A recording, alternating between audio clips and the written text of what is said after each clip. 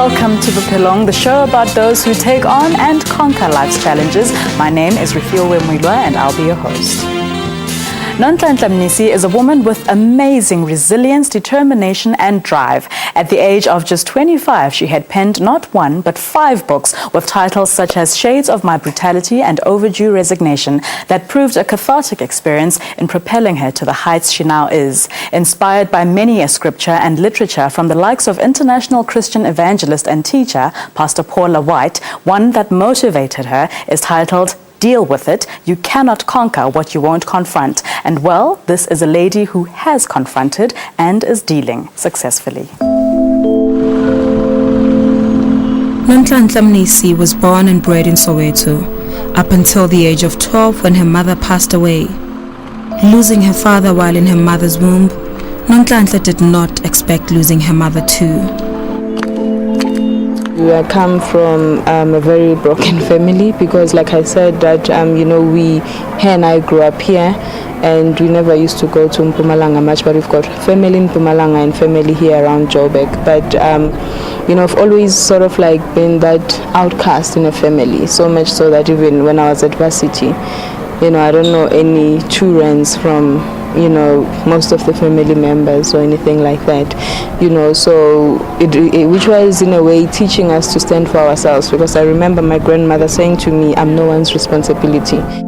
The pain of losing her mother, whom she was very close to, broke Nonhlanhla, yet building up her emphatic character. We were told time and again that, our mother didn't leave us any inheritances, so you had to build your own inheritance, you know what I mean? And for me, that was education, because it's a human capital which no one will take away from me. As a 12-year-old, Nonhlanhla felt every bit of pain when her family despised her when she needed their comfort. For the longest time, it was quite brutal, and because those were the things, or rather the days wherein I would wish I would just go to my mother's grave and just wake her up, because time and again I'd have this thing that if she was around, we wouldn't be having this. I'd seen her struggle. She wasn't earning much, but I've seen her moving from one point to the next point, and I've seen her trying to make sure that she provides for us daily. In disbelief, Nonhlanhla failed to understand why she and her siblings were the outcast of the family, even after their only parent had just died. I've had quite a number of times where I've asked myself as to, was she really from that family, in a way? So this was a home for us, because she grew up here with my uncle, Mtuduzi, and for me, yes, we'd go around, and stay in back rooms and all those sort of things. But each time we'd definitely make sure that, we come check our gran here, for Sunday course and a whole lot of those things. So we used to move around quite a lot. And, this is a very important space for me because it was the last time I saw her. Actually, we were standing right at that corner, where that was the last time I saw her, by the way, at that corner, where she said to me, please take care of yourself. Right after burying her mother, Nonhlanhla was moved to KwaZulu-Natal to stay with her aunt. Immediately after my mom passed on, there was a meeting held around as to what's going to happen to me, and a lot of discussions went around as to where is she gonna go and all that, and I ended up walking to one of them who's actually based in KZN, and asked that I go and stay with her, and that's the one that I stayed with for a year. And later on, after I passed well that year, and then I was moved to go stay with someone who was not really blood related with me. Her journey of being moved from one place to the other then began.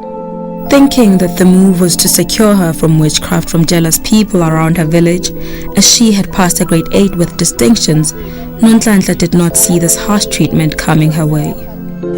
I then moved to stay with a Mamfundisi, whom I stayed with for 3 years. And I often refer to those years as the most traumatic years of my life, because quite a lot of things went down. During that 3 years process. She would beat me like there's no tomorrow. It was so much physical abuse in terms of the beatings, So there were times where she would beat me and I wouldn't be even able to sit like this. And when I trace back with some of the things that she beat me for, they didn't make sense. It got out of hand to a point that really I remember at some point I just wanted to pack and go. I just wanted to leave, and really those were the days where I started even formulating a chorus within myself to say, only if my mom was alive, 1, 2, and 3 wouldn't be happening.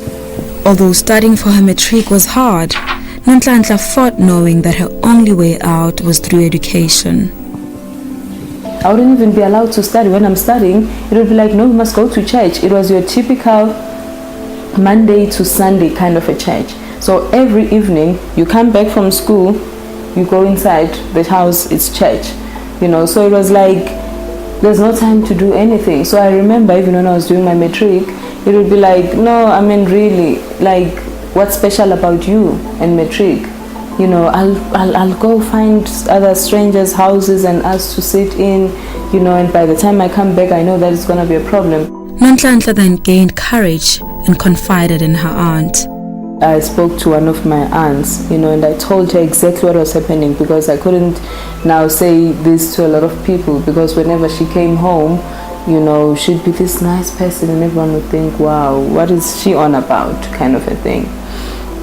So life went on, and so much so though that in the following year, after I've matriculated, actually no, 2006, when I got to university, I wrote to her because I realized that I've got so much anger within me for everything that has happened. So I then sat down and I penned all the instances that we went through, because at the end of the day, it's her and I that know exactly how life was. This was when the writer in her was born.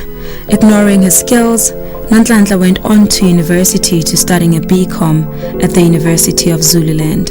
First day I get there with one bag in my hand, not knowing what awaits me, in 2006, and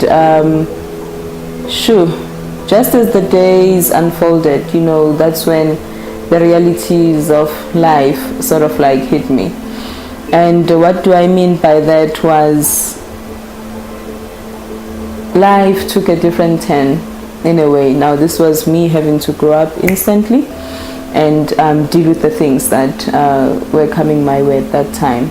So much so that I would have days where I would go without eating. At varsity, actually most people that I went with at varsity, they know me very well, because I was known to be this chain child kind of a thing, this capsule who doesn't have clothes and food, and I would get people to help me here and there. Remember there was a day where I was called in front of the chapel, at the varsity that I went to, Zululand, and people came and offered, and some of the friendships were birthed from there, and also some of the not so true friendships also were also in the mix, because later on you'd see that when people do things for you that have expectations. So I then sort of like became a slave in a way, to one friend of mine who just expect me to do things for her anytime and any day.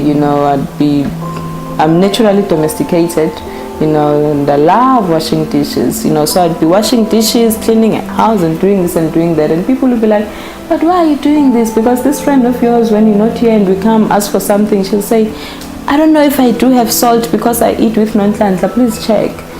So from time to time she would feed me, but really there was a huge price to pay to it, because then I ended up succumbing to slavery.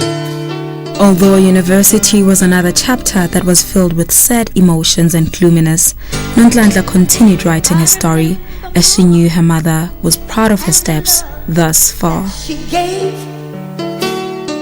With Mother's Day just over a week away, whether your mother is near, far, or in the heavens above, we all remember our mothers in a happy way. An awesome and moving song by the First Lady of Gospel, the renowned Pastor Shirley Caesar.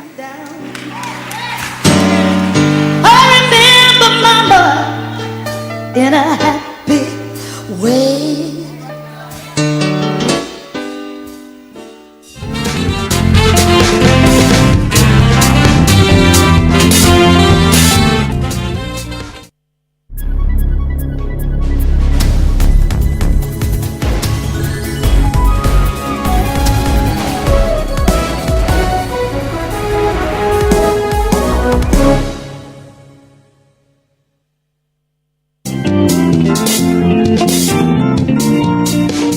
the farmer, fire sometimes epitomizes a new beginning, purifying and cleansing the ravages of winter. With the help of the Children of Fire, Mita is now a social worker manager and helping other survivors to unleash their potential. People should just allow people who are disabled or disfigured or whatever to be who they are. Now happy and a bit more confident, Ntabi Singh helps around at the Children of Fire with chores. People must come with a full heart to give, not to do the selfie, ach shame, here's me and a burn kid. Join me, Refio Wemwilwa, on Bophelong every Saturday at 17:30.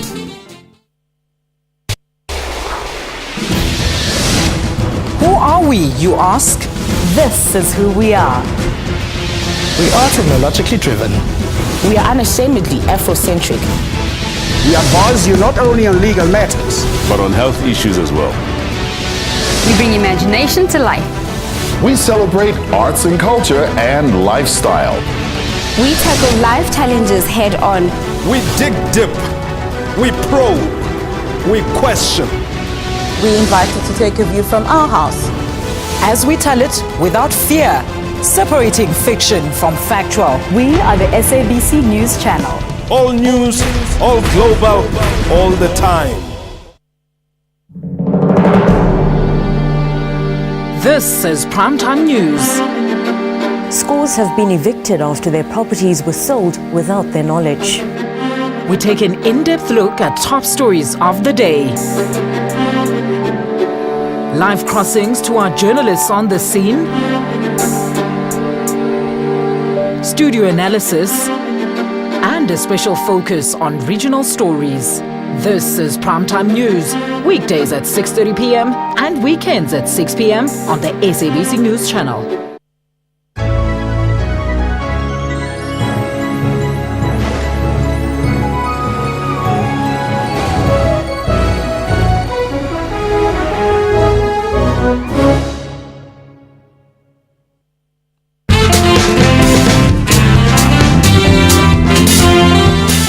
Hello again, you're tuned into Bophelong.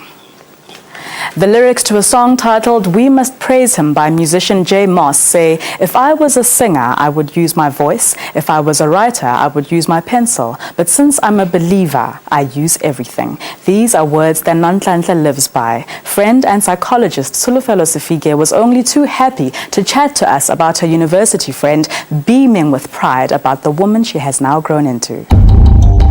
Sulufelo Sefige, a friend and counseling psychologist, has known Nhlanhla from the University of Zululand since 2007. She witnessed all of Nhlanhla's trials and tribulations. Even though she had a lot of friends that mistreated her, Sulufelo is one of a few good friends that she kept in her life. She wrote a foreword for Nhlanhla's biography named Shades of My Brutality.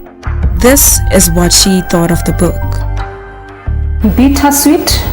I think bitter because I just knew, it was nothing but the truth. I was there, I saw it all. But sweet that finally it was out there, because for me it was sort of a stepping stone towards healing. I mean, my profession would come from that angle. But I just love that she was able to push herself, to that point, despite everything that happened. And I look at her mess and I'm like, oh, so it was not all that bad, because all of us could not really foresee this day as we are here, that it would be the way that it is. So I'm grateful really for how she turned everything around, because nobody really can say I'm responsible for who she is today. She had to shake the dust off herself. Shades of My Brutality is Nhlanhla's second book out of the 5 books she wrote by the age of 25, as she is popularly known as 5 books by 25. She shares her deepest pains through her biography. I'm grateful that I survived, because there were days where there were days where a soap, a green bar soap, it's a long one in KZN, that soap would be my toothpaste, it would be my roll-on, and it would be my normal soap. When it was that time of the month, a paper and the toilet paper wrapped around that paper would be my sanitary towels. So I just had to figure ways out on how to survive, and I do believe that God forbid, but I can never really view poverty as the biggest challenge in my life, because I feel like there's nothing new. She continues to share about her family's tough love that taught her to gain courage to survive. I remember things took a different turn even when it comes to that, because then what happened was, every time I asked for money, this one time I tried to ask for money from one of my uncles, and he said to me, no, but we all passed that stage, of not having, so you'll be fine, kind of a thing. And from that day onwards, I never ever asked anyone, in the family for money. So friends were the people that would clothe me, that would feed me, adversity, and hence I then, felt I needed to do something in return. Throughout the hard times, Nonhlanhla stood tall. During the day, I'm smiling. Everyone is like thinking, wow, this girl, really does, what's happening in her life. But at night, I'll go out and I'll cry. But I wake up the following day and I wake up with a smile. After finishing her studies, she was fortunate to find employment within the corporate industry. But that was not enough to fill the void for storytelling and writing. I joined a graduate program with a bank where I worked for 3 years, and I then later on discovered, I then said to myself, I don't see myself doing this for 3 more years to come, so I then decided I'm gonna resign, and it was nice. I was doing well inside the bank, because I do have that corporate mind at some point, in a way. So when I then left, I then went to join the media space, and really everything happened after some time. With her impressive and raw book writing skills, Nonhlanhla started attracting readers and making a name for herself within the media industry. What would then happen was, with these interviews, I started getting interviews to be interviewed about my book writing, right? And I would then make friends. Every show that I'll go to, I'll just take your details and connect with you in a way. And later on, I'll then find people that I feel deserve the same platform. So I started sending people out to say, have you been on this show? I just came out of this show, and I'll take them to that show. This then led to another successful business within the media space, public relations. Nonhlanhla started a company to represent women which seemed unapproachable within this space. Talking to one of her uncles, Mduduzi Mnisi, this is what he had to say about his niece. I'm grateful. I don't believe it. And 5 books, because ayekela umsebenzi, ayekela nje umsebenzi nje esikhaleni nje, bekasebenza bank, what decide to kuyekela, not everyone decides to quit their job nje kanjalo nje, I admire her for lenta yenzile, and she's still going on strong, kahle kahle nje isibindi sakhe, engisi admire, unesibindi. Mina, I wouldn't quit my job nje bese pursue something, for which angazi ukuthi what's gonna happen phambili. I understand ngakwenza lokho provided ngine source of income, so uvele wayekela nje umsebenzi, wa decide ukulamba and go for lento ayifunayo. I'm proud uncle kakhulu. Restoration is very important. Many people die wearing masks. The world we live in today has transformed people to be who they are not. Those are the thoughts and life lessons from Nonhlanhla Mnisi. More with her story as we continue after the ad break.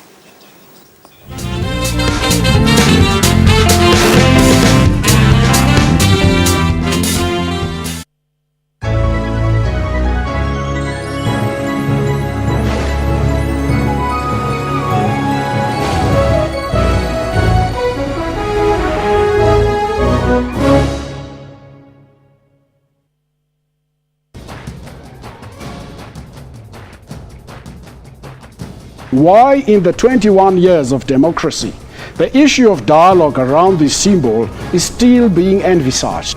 conversation does not replace the actual transformation. History is history. You don't choose it, it's there. Is it important to maybe have some symbols that are not so good to remind us of what must never ever happen again?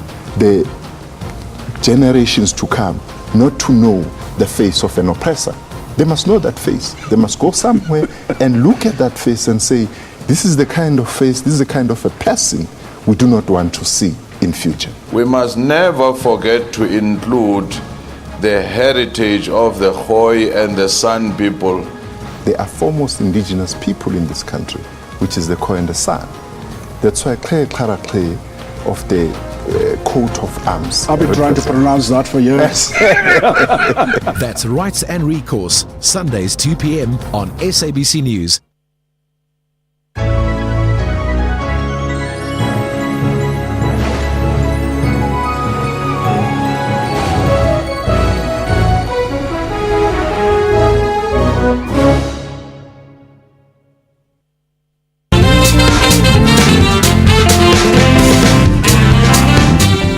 Welcome back to Bophelong on the SABC News Channel. A far cry from where her life story began, one of the feathers Nonhlanhla today wears in her hat is that of a PR company owner. Let's find out what some of her A-list clients think of this dynamo. Precious Mvelane is one of Nonhlanhla's clients. She does PR for her company and a financial book that she has written. I think there's very few people who work as hard as her. When you've given a project on what needs to be done and how it needs to be done, she provides a strategic overall on the details of the work that we're doing. But in addition, she takes more than just, I need to feature you on 1, 2, 3.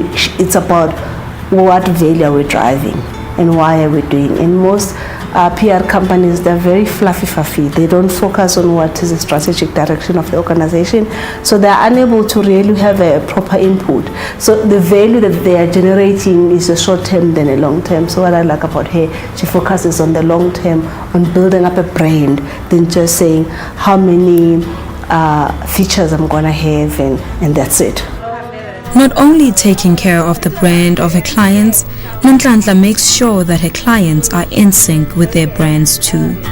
She provides me guidance on the things that I'm thinking about, how I'm gonna do things, and you need someone to advise you on areas that I'm not a PR specialist, so she assists me in quite a lot on those things. Mama Yvonne Chaka Chaka is one of South Africa's renowned musician and also one of the people that trusted Nonhlanhla with her brand. And this is how they met. It was at the SABC. It was during Madiba's funeral days. Everybody was at the SABC talking, and I met this young lady and we started chatting. And it was quite interesting, you know, because she told me she'd written 5 books and things like that. And it all started like that. And I just thought her story was very interesting. Not being brought up by both her parents, Nonhlanhla would always find a mother figure in women she looked up to, rather than feeling sorry for herself. She's a real inspiration to myself as well and to other young people. So she doesn't sit there and say, I'm an orphan, I don't have parents, and feel sorry for herself and think somebody owes me. No, she doesn't. She goes out there and she really works hard. You know, when you give Nonhlanhla a task, she really executed to the best of her ability. And that for me as well makes me really want to work with her and bring her closer and impart the little knowledge that I have to her. And I learn a lot from her as well. After loving what she saw, Mama Yvonne Chaka Chaka, as Nonhlanhla would refer to her, began involving her on her youth project and then began seeing her potential. She invited me to do an interview for some television station, and we were just chatting, and I thought she's quite interesting. You know, she's quite interesting, and her story is an amazing story. And there was a project that I was doing with the Department of Health and RMCH. It was about teenage pregnancy. So I wanted to work with young people from PR, promotion, because when we discussed this with the department, it was teenage pregnancy. And I thought, I'll be a mother figure, but I'll get more young people to spread the word, to do the PR, to do the promotion. And that's how I started working with her. And she did a brilliant job. So it was just amazing working with Nhlanhla and the other young team of young people doing the PR for Let's Talk. Here's how the Let's Talk awareness campaign turned out after Nhlanhla and her team finished working on it. They say it takes a village to raise a child. Considering the circumstances, it seems the time is now. Our daughters and sisters have been left in the wild to become women in a village that didn't raise them all this time. Have you had a talk? La lela bo kulumani. We must talk. Sonke. Let's talk. Bazali botisha bashengi gazi. Nani zingane masikulumeni dalendaba yothando nobanzi lwezingane. Sengathi khona shaya manzi go. Zingane zamani ngemfundo. My choice. Khona shaya manzi go.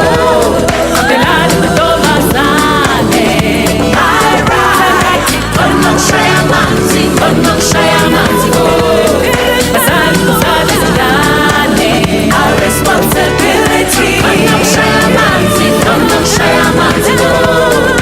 Everybody, let's talk.